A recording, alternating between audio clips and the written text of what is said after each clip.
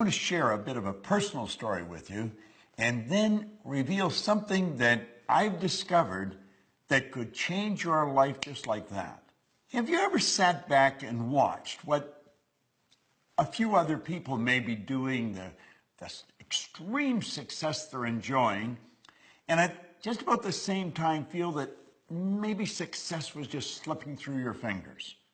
If you feel that your success has been slipping through your fingers in your relationships with loved ones, maybe your own children, maybe your business associates, or if you feel success has been slipping through your fingers insofar as your business, with your income, if you feel success of any kind has been slipping through your fingers in an area, maybe in sports or some area that I have not mentioned, I want you to go immediately. Don't put it off. Don't think you have something else to do. Do it right now. Sit down and take a pen and a pad and focus on that area that you want to change. And I guarantee you, if you can isolate what you want, I can show you how to get it. It's so easy to read in the paper, you see on TV. Well, it could be a personality, but it might be a relative or a person down the street, or maybe somebody you went to school with that you really didn't think was that bright, but they're enjoying tremendous success. And you just seem to be getting the same results all the time. Well, I discovered something. It took 9 years of intense research on my own personal part. But when I discovered it, I thought I had the keys to the kingdom. And all I wanted to do was share it with other people. So I'm going to ask you to open your mind a little and really become super honest with yourself. And I believe if you do, I'm going to show you how to get results that stick. Now, this isn't a game we're playing. This is a life that we're living. Many, many years ago, when I was a very young man, a man that became probably the best friend I'll ever have gave me this book. Now, this particular copy I've been reading for the past 52 years. It's Napoleon Hill's book, Think and Grow Rich. Now, it's fairly obvious. I've been reading this book for a long time. Pages are falling out of it. The covers come off it. But I stick with it, and I keep reading it. Now, it's not that I'm such a slow reader. It's just there's so much in this book. And I have found that regardless of what level of success I may enjoy, I can always find how to raise the bar through studying some of Napoleon Hill's material. Now, let me go back to the time I was a little kid. And this is the part I think probably that you'll be able to relate to. I did things I didn't want to do, and yet I was doing them anyway. And I'd get caught, and the teacher would say, "Why did you do that?" I said, "Well, I don't know." "Well, what do you mean you don't know? You know better." "I know." "Why'd you do it?" "I don't know." And to be quite honest with you, I don't know, or I didn't. And I go home and my mother would go through the same deal when I did something. "Why did you do that?" "I don't know." "What do you mean you don't know? You know better." "I know." "Well, why'd you do it?" "I don't know." I remember I was in the Navy and commanding officers say, "Proctor." "Yes, sir." "Why did you do that?" "I don't know, sir." "You know better than that." "I know." "Why'd you do it?" "I don't know." You see, all over the world, there's people doing things they don't want to do. It's giving them results they don't want to get, and they do it anyway. Why does that happen? Why is it that an individual will graduate from a prestigious university with a very beautiful degree and yet not capitalize on it? You see people every day who are absolutely brilliant. You know some. You're related to some. They've got degrees coming right off the end of their business card, and they're not making it. They may be broke. If they're in business, the business is stuck.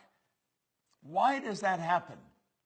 Well, I found out because of what happened to me reading this book. You see, when I started to read this, everything in my life started to change. Now, I was given a directive by the man that gave me the book. Raymond Douglas Stanford, and he said, Bob, if you do exactly what I tell you, until you find out I'm lying or I don't know what I'm talking about, he said, you'll get results that shock you. Now, I've got to tell you, up to that point, I had been going down many roads, and they were all wrong roads. I was 26 years old. I had never held a half-decent job. I was earning $4,000 a year, and I owed $6,000. I just wasn't making it. I was stuck. And it had always been that way. And I didn't know how to change it. I wanted to, and I didn't know how. And he said, do exactly what I tell you. Well, you know, from the time I picked this up to 1 year later, my income changed and my life changed like night and day. Now, you know, it's almost like daytime becoming night. You don't really notice it happening. Just notice, my goodness, it's dark out already. Well, that's the way my life changed. And I went from earning $4,000 a year, which was the most I had ever earned up to that point, and I took it up to $175,000 a year. Now, you may be wondering, what was I doing? Because I'm going way back to 1961. I found out that it really doesn't matter what you're doing. Well, it does, but for the most part, it doesn't. What matters is how you're doing it. You see, when I read that book, I set a goal. I wanted to have $25,000. I gave myself a decade to do it. I really didn't believe it would happen. And I started cleaning floors on the side after my normal job, just to make a couple extra dollars. I ended up cleaning floors in Toronto, Montreal, Boston, Cleveland, Atlanta, London, England. My income shot up to over $5 million. And I didn't know what I was doing. I had to figure it out. And I sat down and I started to think, what happened? I had been raised to believe much the same as you've been raised to believe. If you're going to earn a lot of money, you've got to be really smart. But you know something? I knew I wasn't very smart. And I'm not putting myself down. I just knew I wasn't very smart. But I was earning a lot of money. Now, I'd also been raised to believe if you're going to have a good job or get a good position, you've got to have a good formal education, go to school to get a degree. I didn't go to school. I got kicked out of school after 2 months in high school. Now, I was happy about it, but so were they. See, I was really a misguided kid. I didn't have any formal education. I didn't have a good position. I owned the company. Now, you've got to admit, that would cause any thinking person to be a little confused. And I couldn't figure out what happened, but I wanted to know. I wasn't satisfied with the fact that I was winning. I wanted to know why I was winning. And so I began to study. And I have never stopped. Now, one thing led to another, and I ended up walking away from my own company and taking a job. I took cut from income from a few $100,000 a year to $18,000 a year. In 1968, I went to work for the Nightingale Conant Corporation. Now, Earl Nightingale and Lloyd Conant became my personal mentors. And of course, because of my association with them, I became exposed to some absolute giants in the area of personal growth. Now, this is a way back when personal growth as an industry was really just beginning to start. I was selling records when I got into this business, long-playing records. But I never stopped studying, and one thing led to the other, and I finally got the dots to connect. And when I got it connect, it was so obvious I was missing it. I want you to let your head represent your mind. Now, first of all, nobody's ever seen the mind. Mind is activity. Mind is not a thing. Your brain is not your mind. Your brain is an electronic switching station that alters the vibration you're in. And the vibration you're in dictates what you attract. But that's another subject. I want you to let the top half of your head represent the conscious mind. The bottom half represent the subconscious mind. Now, it's the conscious mind that school focuses on. That's where we gather all the information. If I could show you a graphic, you would see the conscious mind loaded with books, and the subconscious mind has a paradigm locked up in it. Now, think of that for a moment. Do you know that your paradigm controls your vibration, It controls what you attract, and it also controls what you do. It literally controls your behavior. If you look outside at your results are nothing but the manifestation of your paradigm. And when you go to change your paradigm, which is something you must do if you want to change results, I'm going to tell you, you're in for the battle of your life. Paradigms do not want to be changed. There's an old saying, I've heard it many times over the years, habits die hard. So you have to ask yourself, what is a paradigm? A paradigm is a multitude of habits. They're ideas that are fixed in your subconscious mind, and when all brought together, they're called paradigms. So the paradigm is like a cybernetic mechanism. It's a control system in your subconscious mind. And the wisest among us sometimes do not understand that. So they don't understand how to change it. You see, unfortunately, school doesn't teach this to us. If you're having trouble in school, they tell you study some more. And so you pile some more information. But that doesn't change the behavior. If the teachers, if the parents only understood the report card is a reflection of the paradigm, not a reflection of the information that that student has gathered. If the sales manager only understood that the sales sheet is a reflection of the salesperson's paradigm, not what they know about selling. You see, people will study selling. They'll study practice and presentations. They study overcoming objections, and they study closing. And they get it right down to a science. But when they get in front of a prospect, the paradigm takes over.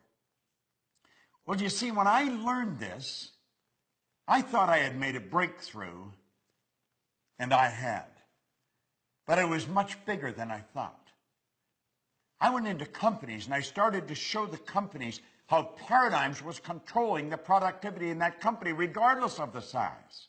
And one of the first large contracts I had was with the Prudential of America, and almost simultaneously with the Metropolitan Life Insurance Company. They are the two largest insurance companies in the world. And I was showing the agents how to change paradigms. And you know, their sales went up by hundreds of millions of dollars. And I'm not exaggerating. This is all documented. I'm not making up some funny story. This is on the books of the Prudential of America. One retired VP said he thought that Proctor raised the sales by $1 billion. Now, I worked all throughout the company. I've worked with companies all over the world, showing the employees how to alter the paradigm. See, employees are the most important thing to a company. Now, companies don't always seem to recognize that. They spend a lot of money on systems, on buildings, and brick and mortar, and on things. The next time you go into a hotel, think of this. If we took all the staff out of a hotel, from the chambermaid to the general manager, you wouldn't have a hotel any longer. You just have a brick and mortar edifice, a building full of stuff. You see, the hotel is the people. I was recently staying in the Ritz-Carlton Hotel.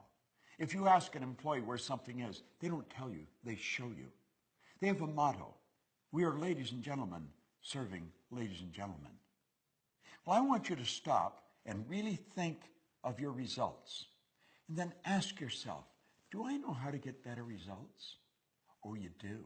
I'm talking about from relationships to selling to building your business. If you feel, and without any formal education, without any real business experience, I built a pretty successful company.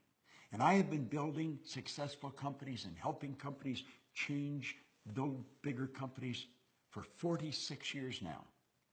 There might be one or two people that are still alive that have been out longer than me. You see, I'm going to be 80 on my next birthday. But you want to know something? I got as much energy as a person in their 30s or 40s.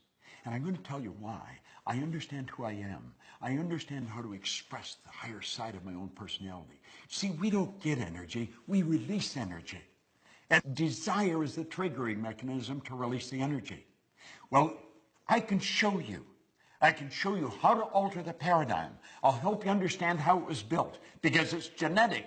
It was started right at the moment of conception, when all of mom's DNA and all dad's DNA came together and formed the nucleus of you. And then 280 days later, you made your great debut on this planet, and you were programmed environmentally. I'm going to show you how to change it. I'm going to show you how to take the knowledge you've already got and compound your results. Turning your annual income to a monthly income, it's doable. I can show you how to do it. I'm not exaggerating, not even a bit. It's shocking when you stop and think about what you're capable of doing. Edison one time said, if we all did what we were capable of, we would astonish ourselves. You know something? I think it's time we started to astonish ourselves. See, at the Proctor Gallagher Institute, we give you information that produces results that stick.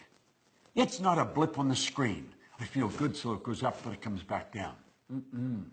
We're going to show you how to change that automatic pilot that's lodged in your subconscious mind. We're going to show you how to alter that paradigm and how to consciously and deliberately build the paradigm that will produce the results automatic that you seriously want. I just love this material. I absolutely love it. And I love sharing it. I love watching people change right before my eyes in seminars. I don't have any special talent and ability. I've just got some phenomenal information that I've gathered over the past 52 years. And you can have it. If success has been slipping through your fingers, you can stop it right now. And you can produce the results you want, results that stick. This is Bob Proctor. Thank you.